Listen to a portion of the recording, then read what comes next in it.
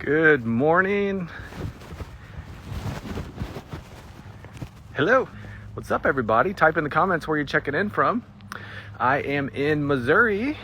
I appreciate you guys jumping in here. Today's walk talk is Faith Without Works is Dead, Understanding the Book of James. So, this is going to be a good one. I got a lot of information here. I think it's really going to help you guys out. Now, before I get started, just in case you are new to my ministry, my name is Matt McMillen. I'm a Christian author. Thanks for jumping in, guys. Connecticut, Ohio, California, New York, another New York, Long Island, South Dakota. Thanks, guys. Thanks for jumping in. My name's Matt McMillen. I'm a Christian author. I've written 7 books. All my books are available on Amazon. Thank you, buddy. All my books are available on Amazon in paperback and Kindle, and I recently re-released all of my books in hardcover. That wasn't an option for a very long time, and now it is. So I appreciate you guys checking out my books. Now, if you have read any of my books, please don't forget to go back to Amazon and leave me a quick review. So if you've read any of my books, please go back to Amazon, leave me a review. I also have a podcast. I'm recording the latest episode live on Instagram right now. This is my podcast. It's called Walk Talks with Matt McMillen. It is available on every major podcast. If I can talk today, blah, blah, blah, blah, blah. It is available on every major podcast platform. In my podcast, I think I can help you renew your mind to the truths of the new covenant. It's a lot of good news. All right. Now, also, I'm on YouTube. Be sure to check out my YouTube channel. I have everything indexed on my YouTube channel, all of my past walk talks. Maybe there's a particular Bible verse, a topic, a subject, an issue that you're struggling with, or you keep hearing a lot about. I could probably help you out. Go to my website, go to my YouTube channel and search for anything that you're searching for, that you're thinking of, you can search for. Also, go to my website. I have a lot of free resources on my website. It is mattmcmillen.com. While you're there, be sure to sign up for the free daily devotional. Just go to the free newsletter tab, put in your name and email address. I'll send you a free daily devotional once a day. And also, while you're on my website, check out my topics page. I have every single thing I've ever written about. Guess I'm not gonna be able to talk today. I have everything I have written about organized on my topics page. Every Bible verse, subject, issue. So check out my topics page. You can also contact me directly on my website. Please don't message me on social media. I don't interact with that. Just go to my website, go over to the contact page, and I will be glad to interact with you there. All right, so let's get to today's Walk Talk. Faith without works is dead. Understanding the Book of James. You know, a lot of times, once you first begin to hear a lot about grace, the gospel of grace, the grace message, you're gonna get, but faith without works is dead. What do you have to say? It's in the Bible. So we're gonna talk about that today. And it's all going to be based on panning back.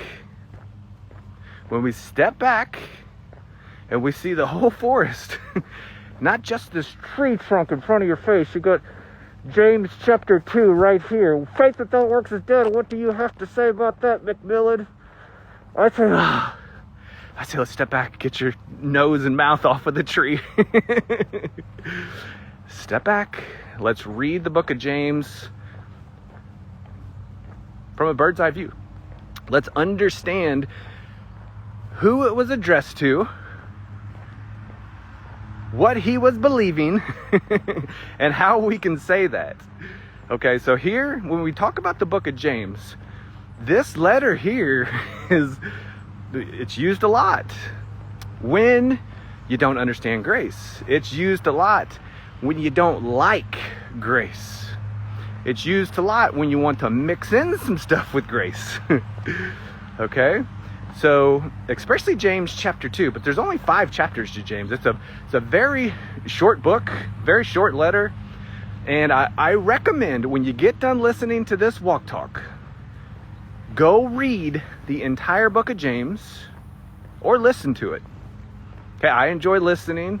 So I'll open up my Bible app, I'll go to James, or any letter, but I'll go to James chapter 1, verse 1, and I'll listen to the whole letter, to the whole letter, to the whole letter, to the whole letter. There's some things about this letter that I'm going to talk about today, but before we get into this, and anytime I do a walk talk and I really want to dive deep and I really want to sink my teeth into the topic at hand, I will do that for at least a week.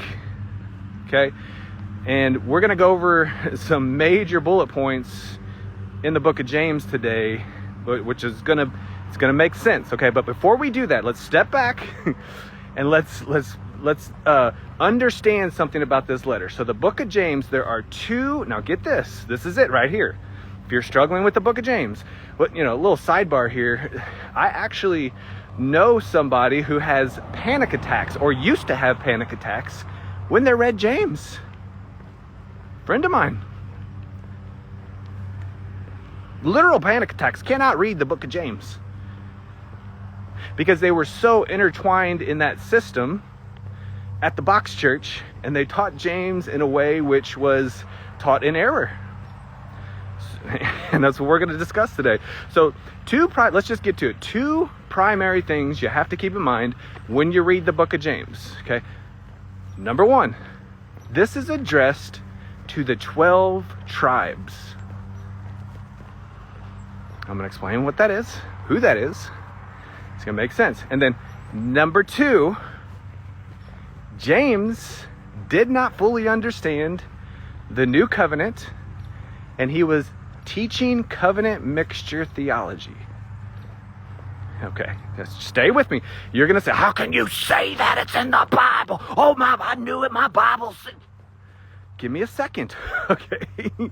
I know cognitive dissonance is a real thing. You hear something and you, boom, immediately knee-jerk reaction. Oh, you're wrong. But then if you stick around for a little bit and you get some information like, ooh, and it is blatantly clear that person's not wrong, you can still find ways to believe what you believe and ignore what you just found out, which is, okay, that's true, but I'm going to stick my head in the sand. Okay? So those 2 primary things, the first primary thing, this is addressed to the 12 tribes. It's going to make sense in a minute. And then the second, James did not fully understand the new covenant, and he was teaching a covenant mixture theology. Okay? So this is because you immediately hear faith without works is dead. Show me your faith. I'll show you my works. As soon as you talk about grace, as soon as you talk about this is easy. Oh, you're just wanting this to be sugar coated. What about James? Oh, you're just tickling them ear tickling. What's interesting is the ear tickling passage is actually directed at people who were taught by James. Covenant mixture theology. And when I say covenant mixture theology, I'm talking about taking the old covenant, which was between God and Israel, and then taking the new covenant, which is between the Father and the Son, mixing them together. Okay, that's covenant mixture theology. At the cross, what did Jesus say? 3 words. It is finished. He finished the old covenant in himself. Therefore, setting it aside because it is now weak and useless, and it was replaced with a better covenant. We see this in Hebrews 7:18, Hebrews 8:13. Just read all of Hebrews 7, 8, 9, and 10. Or just read Hebrews 7, 8, and 9. And then if you want to keep going, read 10. The old covenant has been set aside. Now, the first rebuttal to this is, Christ said he did not come to abolish the law, destroy it. Okay. The law is still available today if you want to follow it. All right? It has not been destroyed. I've got it on my phone, saved to my notes. So if I wanted to pull it up and read you all 613 commandments, not just 10, because Deuteronomy 4:2 says, do not take away from, do not add to. So you don't get to pull out just the moral part, or 9 plus tithing, because most people are not obeying the Sabbath. But you got to do it all. Okay, so it's not destroyed, still available for those who don't trust Jesus. For those of us who have trusted Jesus, you get to enjoy the fact that it's been abolished. We see in both Ephesians and Colossians that it's been abolished. So here's the difference. Destroyed means gone, taken away, never to be seen again. That's clearly not true because it's in every single Bible. It's still available. This is why a better translation is, Jesus said that. He said, I have not come to destroy the law. Okay, abolish, the Greek word is not there because it has been abolished. Abolish means it was legislation that has been replaced. Okay, what was it replaced with? We see in 2 Corinthians chapter 3, the ministry of the Spirit. Okay, so covenant mixture theology wants to mix some of the law in with the ministry of the Spirit. Okay, that's what James was doing. Okay, but before we get into that, let's talk about the 12 tribes. Now, the 12 tribes is Israel. Now, when you think of Israel, a lot of people think of the Middle East, a city, a country, okay? A region. In the Bible, it is not a geographic region. It's a people group. It's a race, okay?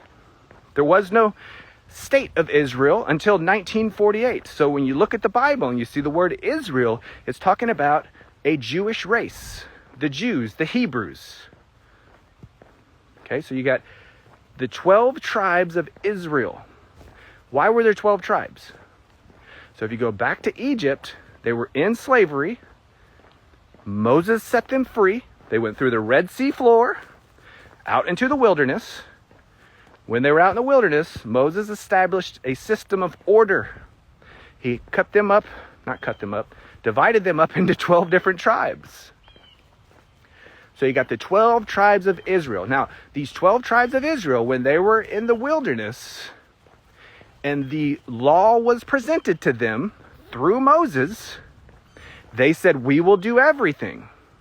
All 613 commandments, not just 10.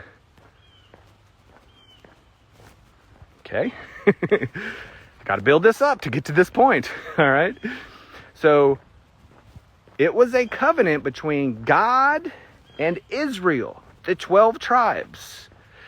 Where were you? You weren't there. Clearly you weren't there. But let's just say your forefathers were there. Were your forefathers there? Not if they weren't Jewish. Mine weren't there.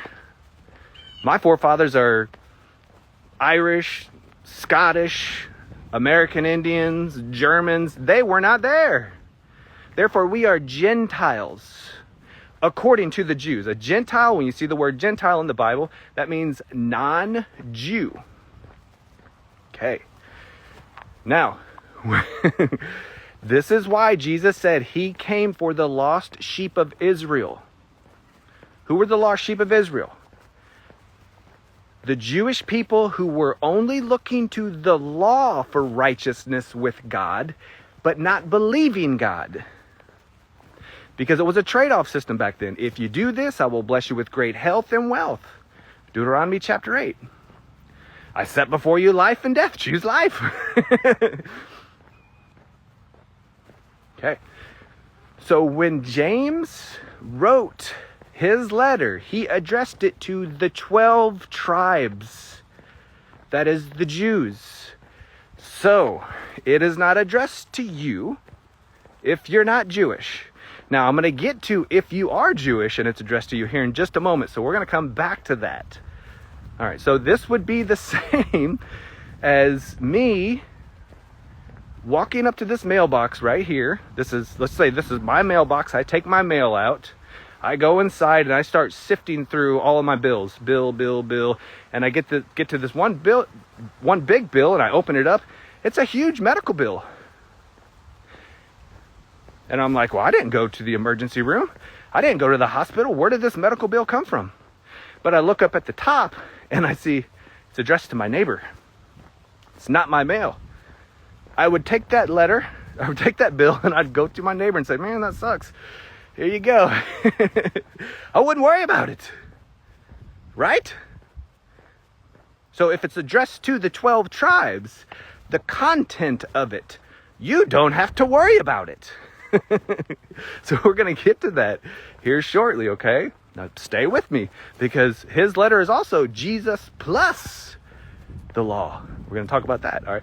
So before I get to that, we've got to go to the second overview bullet point of the book of James that you have to know. The first is, this is addressed to the 12 tribes.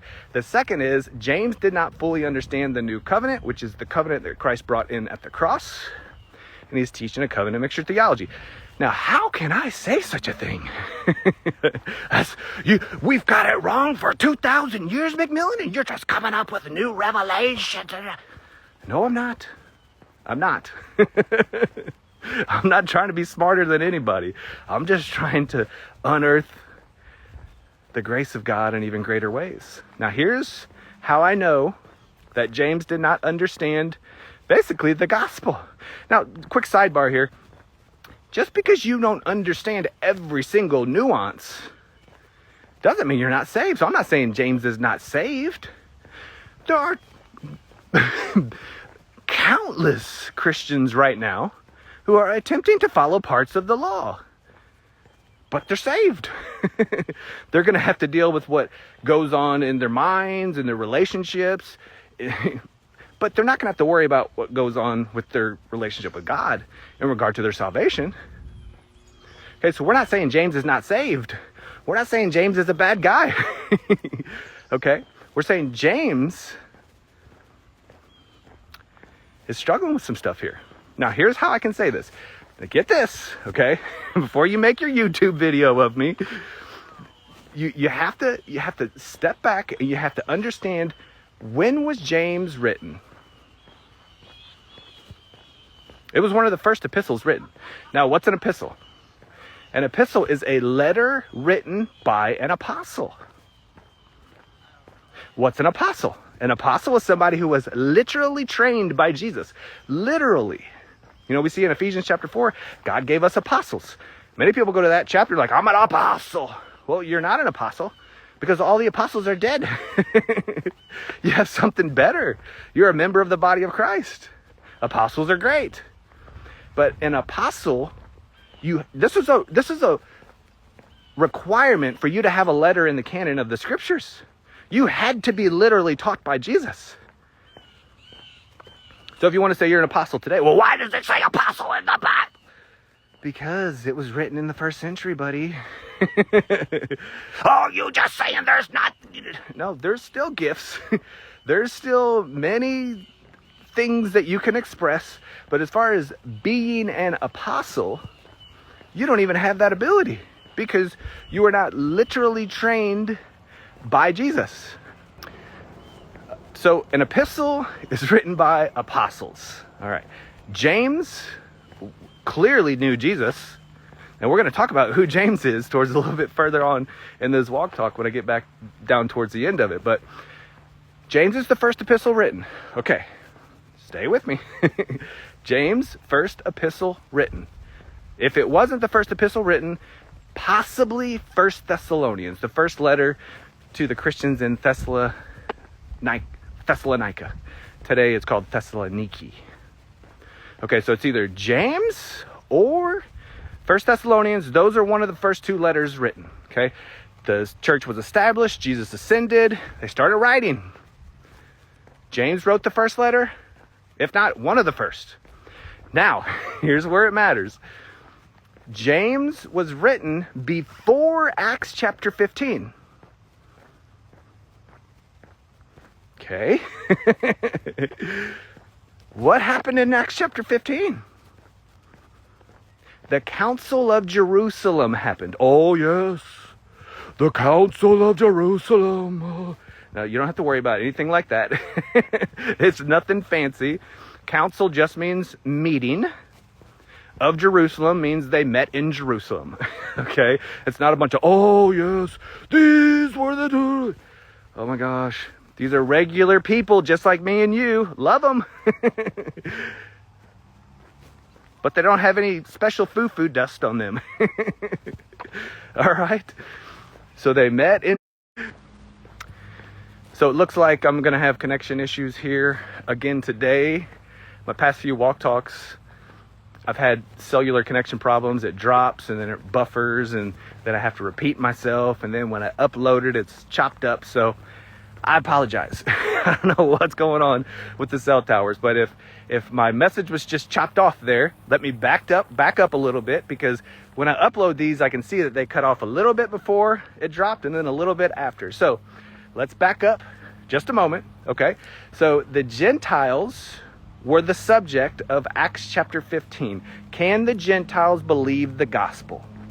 The Council of Jerusalem, all of the apostles met, and the topic at hand was, can the Gentiles believe in the gospel? Also, are the Gentiles under the law of Moses? Those are the two primary things that happened at this meeting. So you got the apostles literally trained by Jesus, and then the subject is my heathen ancestors. Those who are in Ephesus, Colossae, Thessalonica, every Greek city that they all went to. These individuals are believing the gospel. Can they do that? That was the subject. Also, can these individuals also follow the law of Moses? Do they have to do that? That was the other issue at hand. So those were the two primary things. Can the Gentiles believe? Do the Gentiles have to follow the law of Moses? Now, at this meeting, all of the apostles who were literally trained by Jesus, Paul was there, James was there, Peter was there, and many others were there. Now, while they were there, everybody agreed that the Gentiles are included in the gospel. They can believe in Jesus. They all agreed, yes, the Gentiles are included. It's not just for the Jews. But also they agreed the Gentiles are not under the law. Verse 11 says, it is by grace alone for the Gentiles. So all of the apostles agreed, except one person, James. James was the only one who disagreed. So you got this panel of apostles who fully understood what Jesus had said. Well, maybe not fully, but understood what Jesus said to them. All of them agree it is by grace alone. And then you got James. He was the holdout. He said, oh yeah, they can believe, but they have to keep these parts of the law. Now this did not go over well with the rest of the apostles. Peter was so upset, he publicly rebuked him. He said, you're attempting to put a yoke of slavery on the Gentiles, and you yourself could not even follow it. Because it's a package deal, all or nothing. What's super interesting is Peter is actually repeating what Paul said to him when Paul publicly rebuked Peter in Antioch. We see this in Galatians chapter 2. Paul had to publicly rebuke Peter to his face. Said the same thing. You're not going to eat with the Gentiles? You're attempting to put a yoke of slavery on them and you can't even follow it? So I guess Peter learned his lesson, because in Acts chapter 15, he says the same thing to James. He finally has the guts to stand up to James. Now, why do I say stand up to James? Because it was James who rolled into Antioch attempting to get Peter to not have anything to do with the Gentiles unless they did A, B, and C.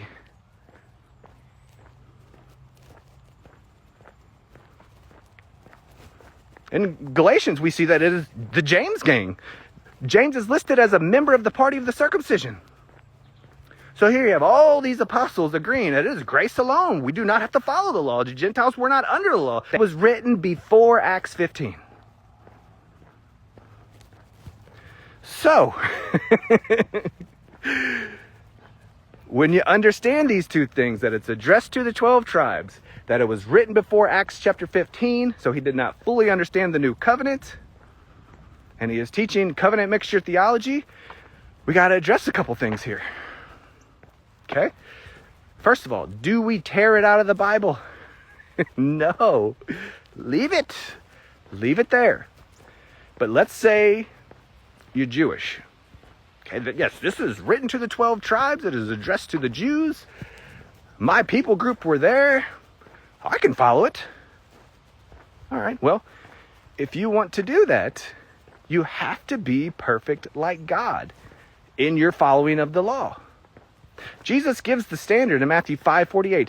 Be perfect like your heavenly Father. And he was saying this to those who thought they were following the commandments in the law. They could not do it.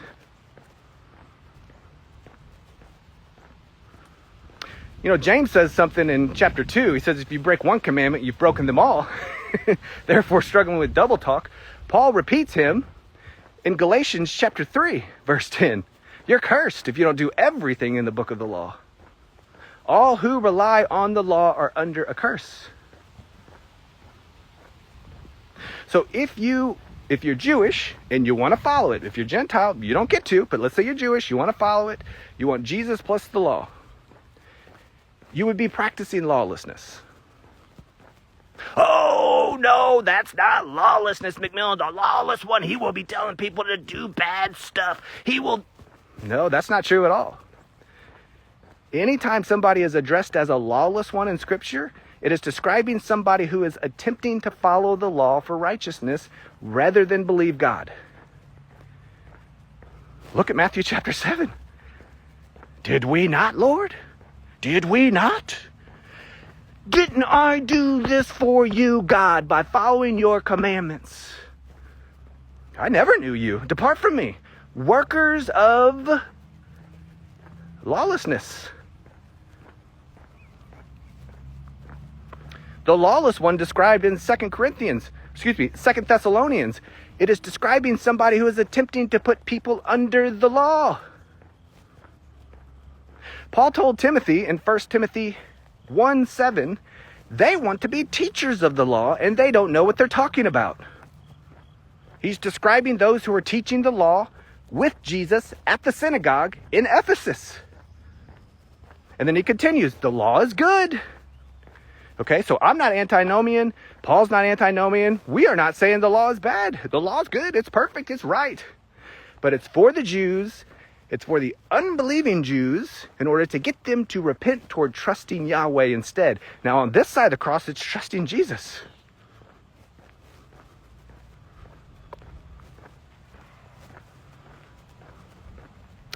First Timothy 1:9 says, the law is not for the righteous. Now put that together. And we are righteous. 2 Corinthians 5:21. We are righteous. So the law is not for you. Romans 6:14 says this. Sin will no longer be your master. Because you're repentant. Nope. Because you turn from your wicked ways. Nope. Sin will no longer be your master because you're not under the law. Are you just saying we can? And here we go. They don't know what to do with their freedom. They don't know how to be led by the Spirit because they want to follow the book of James. And everything in the Torah.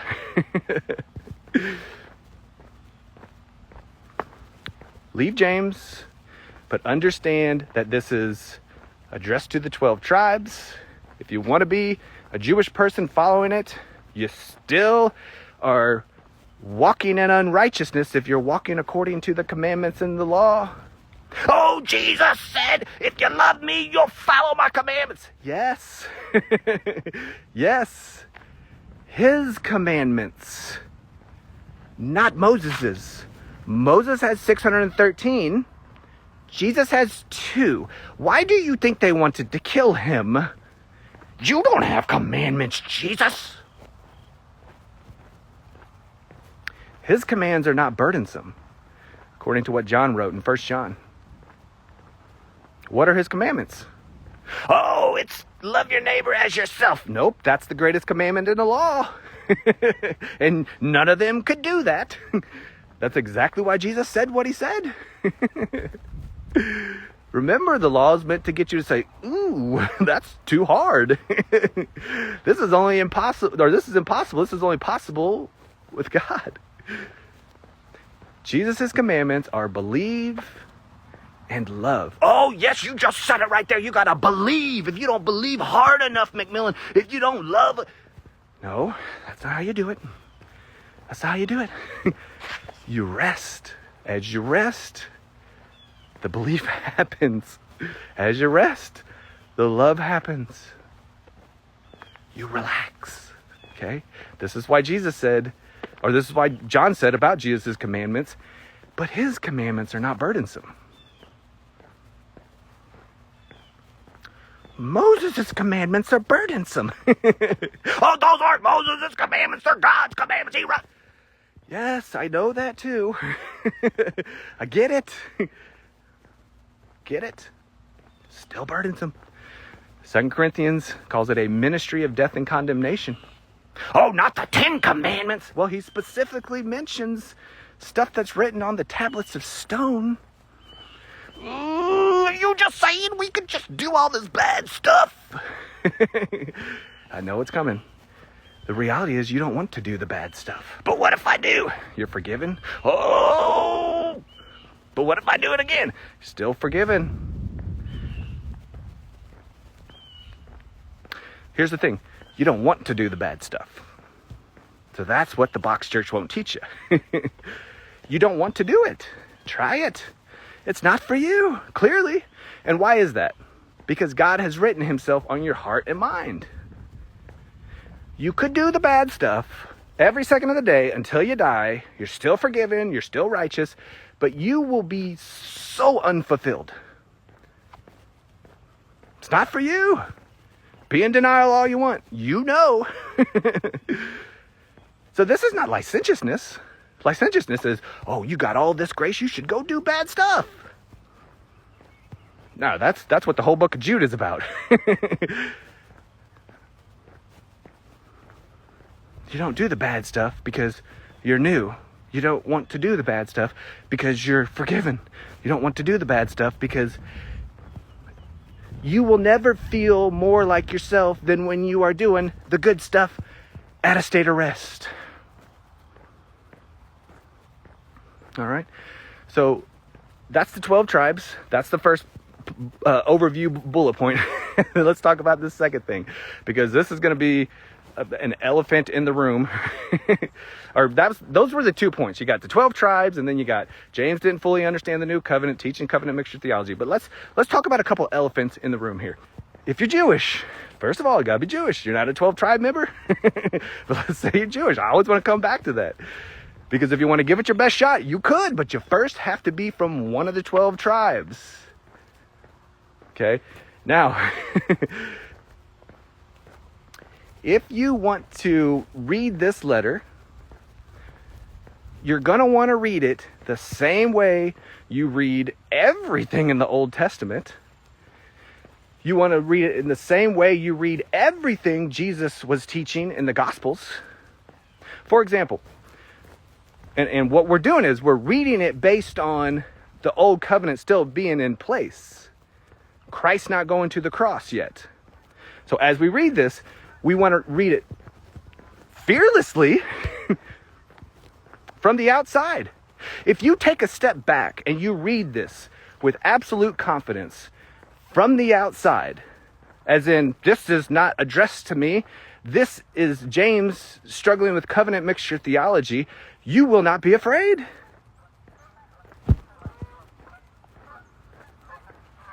Do you read the Sermon on the Mount for you? Well, yeah, it's in my Bible. It's the Sermon on the Mount. What are you talking about, McMillen? There's a lot of things in the Sermon on the Mount. That's what I'm talking about. Have you cut off your hand? No. Is it causing you to sin? I don't sin, I repent. Okay. Have you sinned recently with your hand in any possible way? Oh, yeah, but I repented. Yeah, but you still got to cut your hand off. No, that don't count. He wasn't being... No, he's being serious.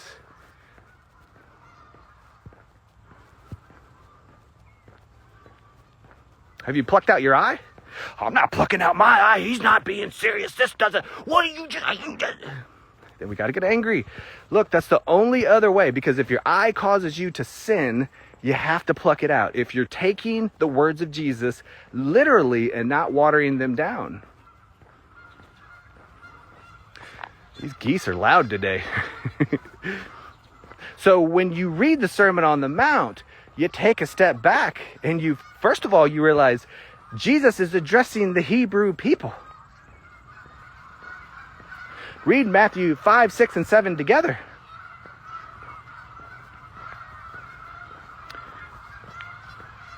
Goodness.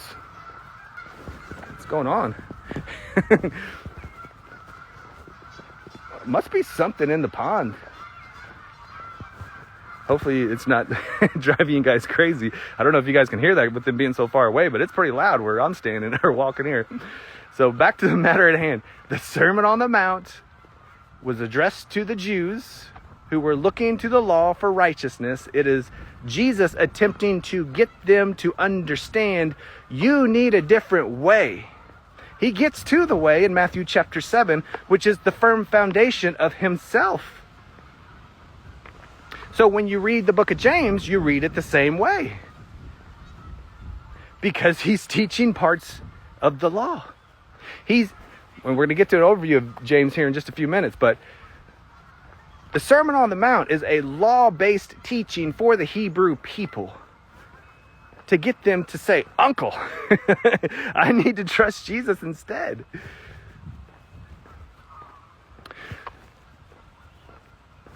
Also, the Lord's Prayer.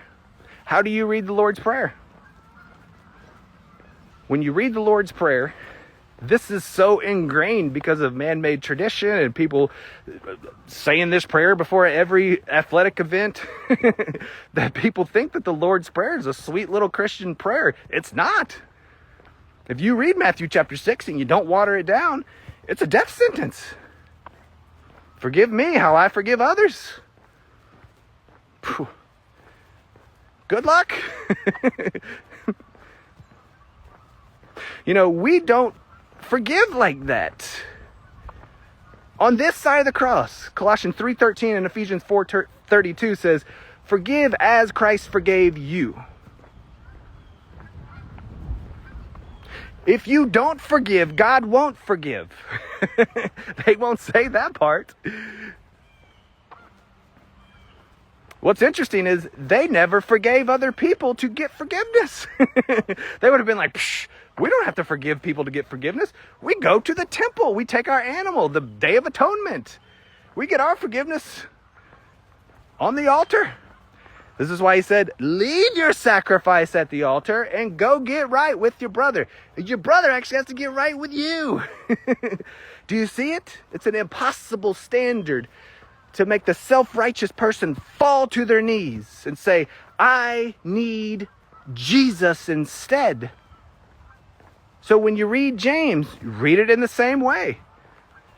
And if you've already trusted Jesus, you're not applying the Sermon on the Mount to you, you're not applying the Lord's Prayer to you, you're already enjoying Jesus. He's one spirit with you. You have died and your life is now hidden with Christ in God. You're a brand new creation, fully connected and united with him. You're not approaching any throne of grace. You're sitting on the throne in him. In heavenly realms right now.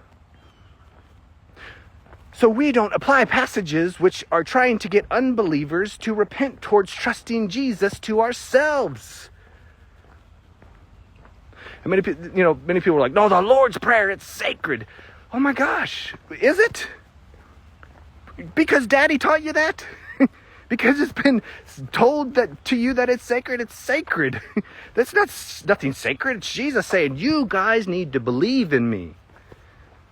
And it's not even the Lord's Prayer. Is the Lord praying a prayer? Yeah. But the words, the Lord's Prayer, are not in the Bible. That's a subheading added by the publishers who were influenced by the reformers. Our prayer is in John chapter 17. If you want a believer's actual prayer, read John 17's prayer. You can apply that to you. You'll notice a huge difference. You got an old covenant prayer directed at self-righteous people, meant to get them to repent toward trusting Yahweh. Yahweh's son, rather than themselves. And then you got a very comforting prayer in John chapter 17. We do not apply this to us. We leave it in the Bible, we study it, we know it, and we use these passages the same way Jesus did. We don't go around teaching people the Lord's Prayer or the Sermon on the Mount. We teach them Christ and Christ alone, who they are as the new creation. This is why Paul said, I wish to know nothing among you except for Christ. And he knew it all. A Pharisee among Pharisees, found faultless among his peers, trained by Gargamel. It's dung, he said. So if you're going to calm down. Whew. Give me a second. James does not do that. James teaches both. Jesus plus the law.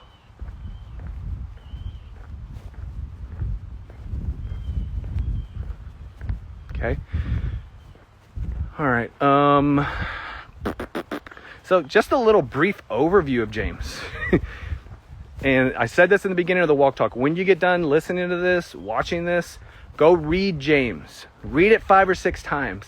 Get a good feel for it. You'll see this is covenant mixture theology in its finest. It's written by somebody attempting to disagree with all of the grace that the apostles are talking about in Acts chapter 15. But this letter, it is no wonder the box church stands on the book of James as their firm foundation. And I'm not even against the book of James. I'm saying read it in the proper context. Got to be Jewish. It's covenant mixture theology. Everybody disagreed with him in Acts chapter 15. This was written before Acts chapter 15. Got a B. Get out of here, B.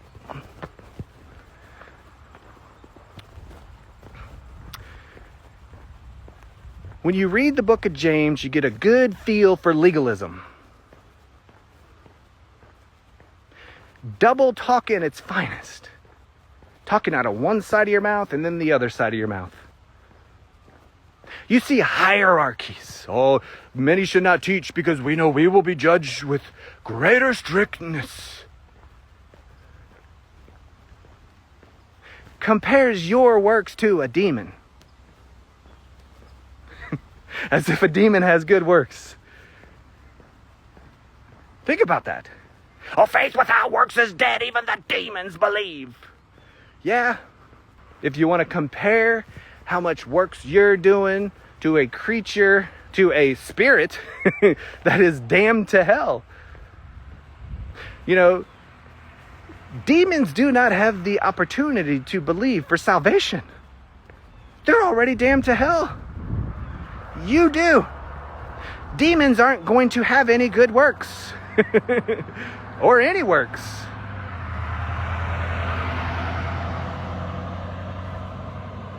Think about it.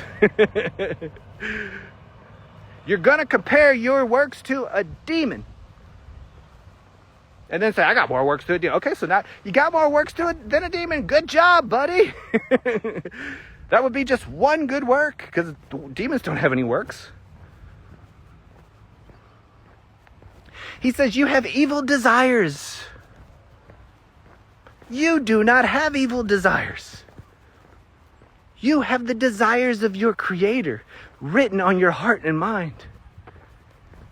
Unbelievers do, not you.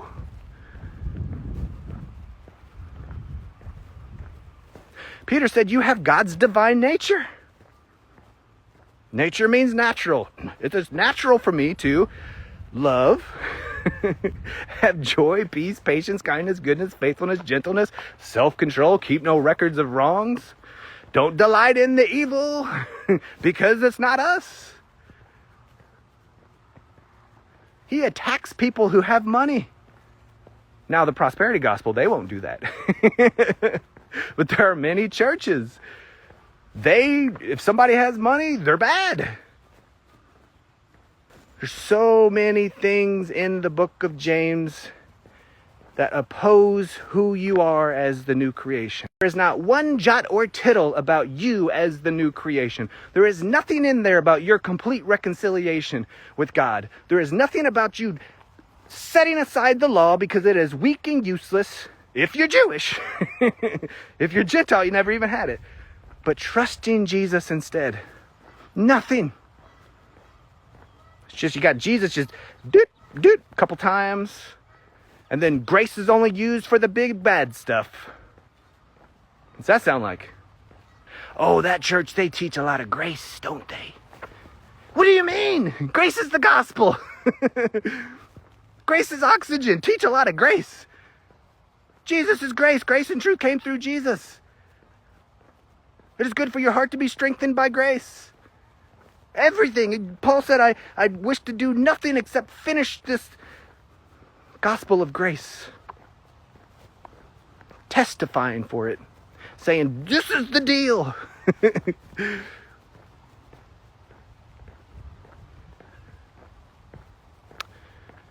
We love James. We appreciate James. But James's epistle is covenant mixture theology addressed to the Jews. It's not just a little bit of leaven. It's a lot of leaven.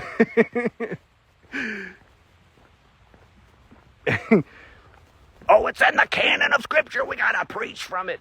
Well, if you're going to preach from it, I recommend that you preach from it in the same way you would do everything from Genesis to Malachi or Malachi, if you're Italian, and then everything before the cross.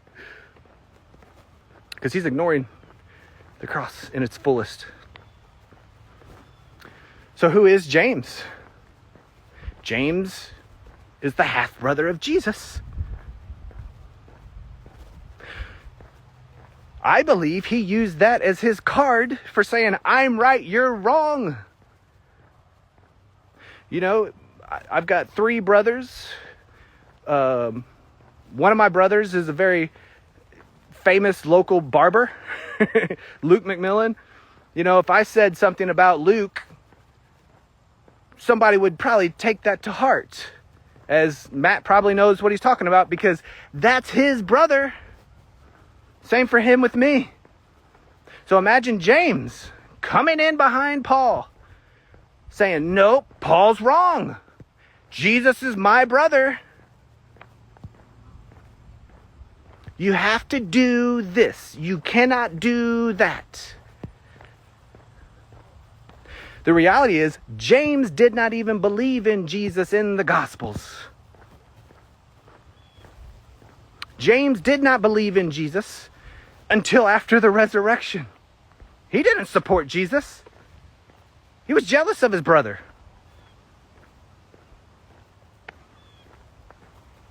Again, it's not a James bashing session. Just stating some facts here. We love him. But just because he's Jesus' half-brother does not give him any extra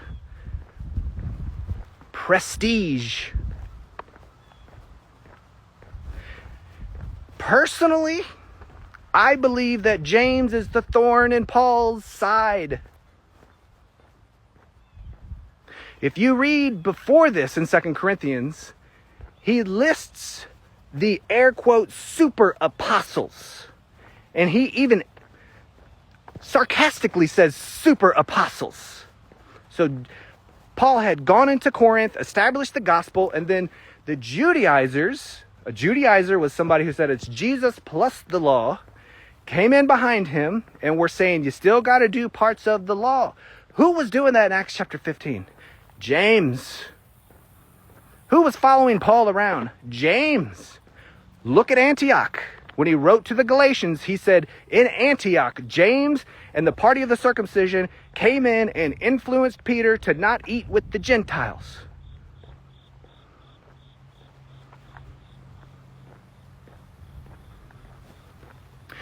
In 2 Corinthians, he even said they are appearing as angels of light. They are a thorn in my flesh. And then he lists all this persecution coming from them. Think about it.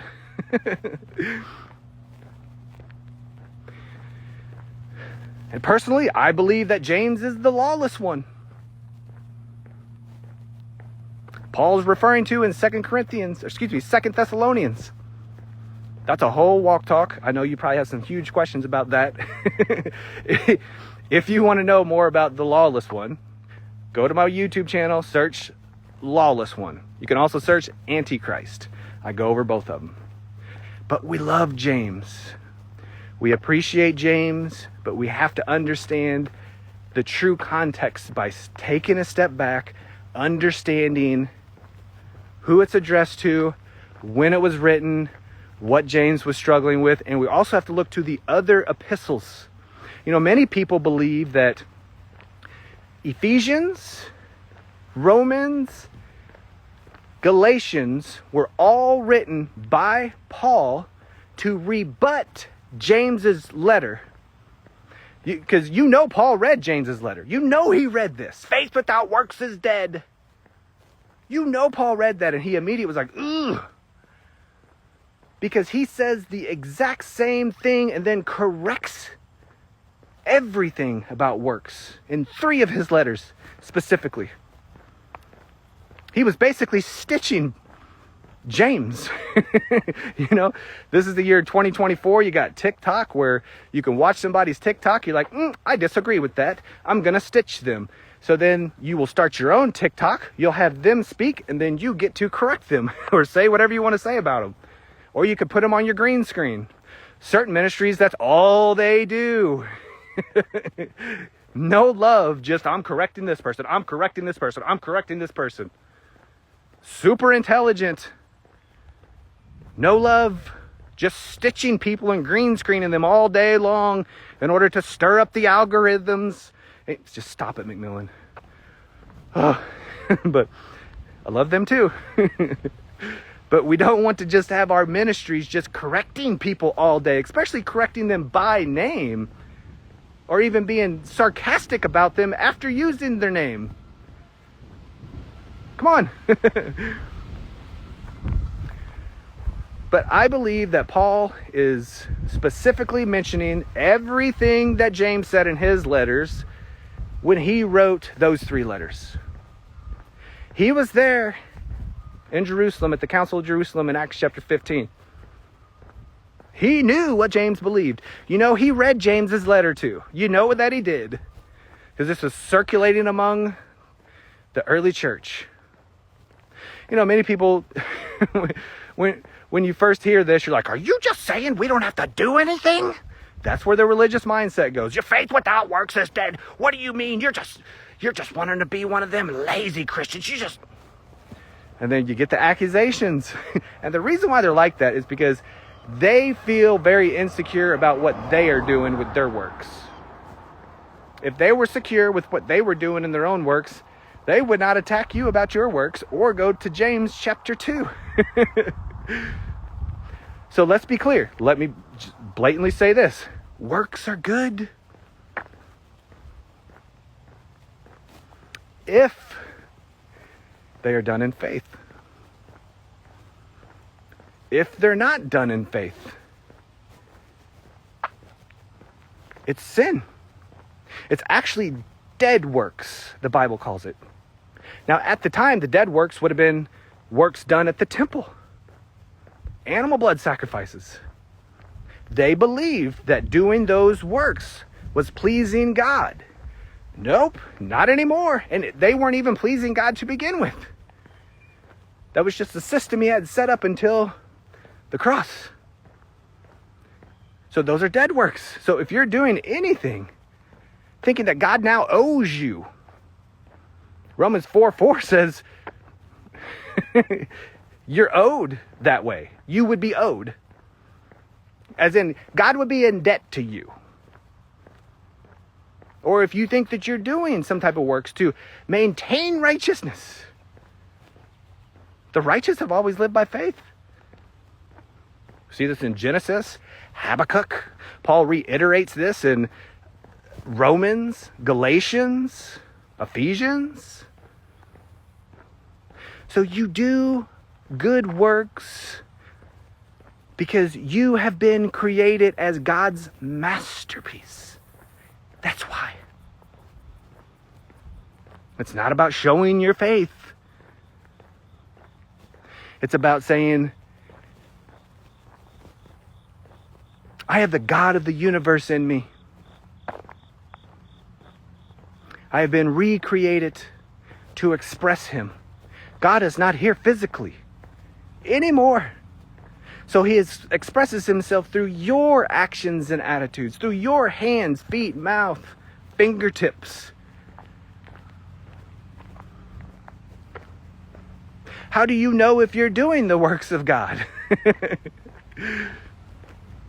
You will be expressing the fruit of the Spirit. You will be yourself while you do that. It's you and the Spirit together, a vine and a branch. You and the Spirit of Jesus Christ. Romans chapter 8, verse 9 says, it is the Spirit of Christ. So if you want to know the personality of the Holy Spirit within you, look to Jesus. He's in here. He's written himself on your heart and mind. So when you have good works, you are not doing that to show people your faith. You are not doing that to keep your faith alive. You're doing that because you house God. Hebrews chapter 3, verse 6. You are God's house, not a building.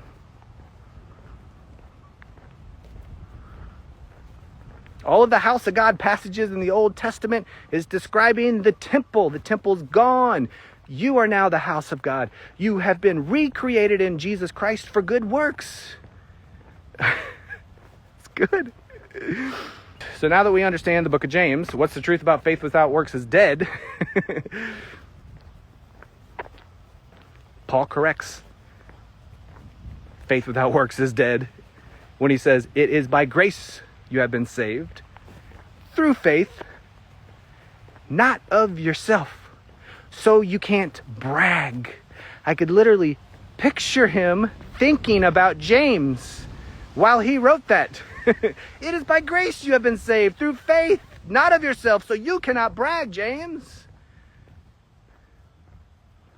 When he wrote Romans chapter 11, verse 6.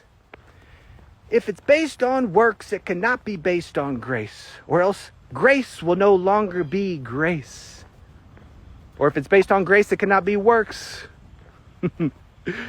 Or else grace would no longer be grace, or else grace would no longer be grace. Romans 4:5, he says, to the one who does not work, but believes, their faith is counted as righteousness. And here's what Jesus said in John chapter 6.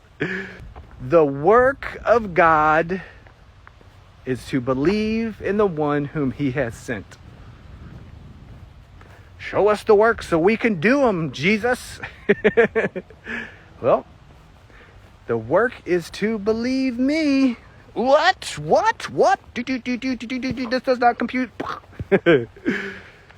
It's difficult. When you're taught covenant mixture theology, when you don't understand the surrounding context of Scripture, when you don't realize that James was speaking to the 12 tribes, Israel, not Gentiles, when you don't realize that James was the only apostle who was opposing grace in Acts chapter 15, it was pushing in parts of the law, it's not going to compute. You're going to mix the commandments of Moses with the commandments of Jesus. Can't do that. That's pouring new wine into old wineskins. They'll burst. New patch of clothing on an old garment. It'll tear. All right, guys. So I hope this has encouraged you today. I hope it's brought to light some truth as well as some error. But you should always tell the truth about yourself. What's the truth? You're righteous. You're holy. You're blameless. You're a new creation.